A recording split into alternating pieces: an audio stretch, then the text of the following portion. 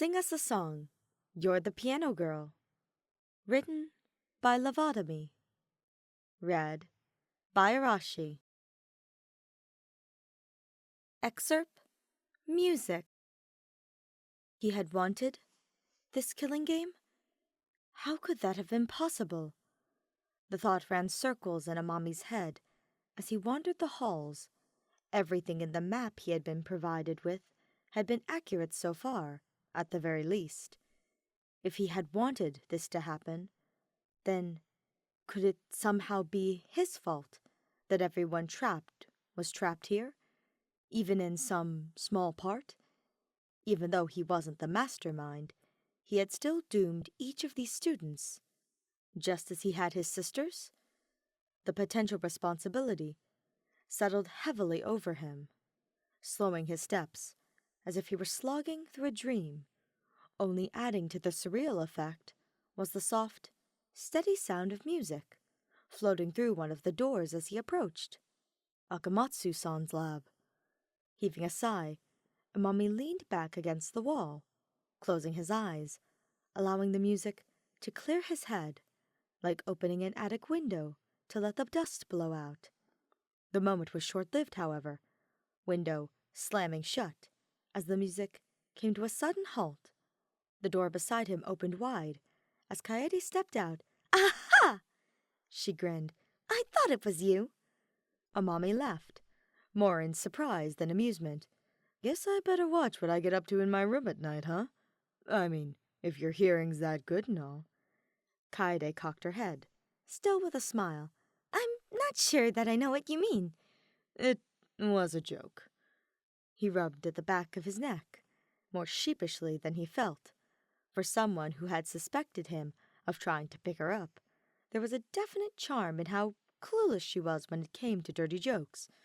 "My sisters don't get my humor either. But can you blame them?" "Not really," Kaede agreed, playful sarcasm evident as she rolled her eyes. "Hey, would you like to come in? I feel kind of funny with you just standing out there by yourself. Music is meant to be shared, you know?" "Okay, sure," Amami replied, allowing Kaede to lead the way before settling back down onto her bench, smoothing her still freshly painted fingers over the back of her skirt before sitting. "Do you like any kind of music in particular, Amami-kun?" she asked, tucking a strand of hair behind her ear. "We've hung out a few times now, but I still feel like I don't know much about you." Amami eyed the bench before deciding to remain standing, restless energy turbulent in his limbs. Staying locked up in one place like this for so long wasn't doing him any favors. He shrugged. "I never really used to listen to music that often, to be honest. I'm kind of a nature sounds guy, although traffic noise isn't bad either. When I wind up in the city, I mean. It's mostly all background to me. I kind of just read a lot when I have time." Kaede's eyes lit up at this. "Music can tell a story too. Listen." Her fingers began to dance in the air before even hitting the keys. "What does this remind you of?" Her fingers began to waltz like fireworks in the sky, perfectly coordinated in their leaping. A show all in themselves, and Amami thought that even if he had been struck deaf, he would still have enjoyed her playing.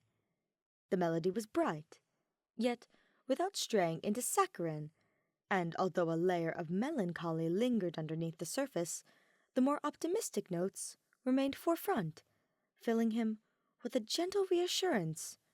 I guess I'd say that it makes me feel like we'll get out of here," Amami said after a time, meeting her probing gaze as she looked up from the sheet music.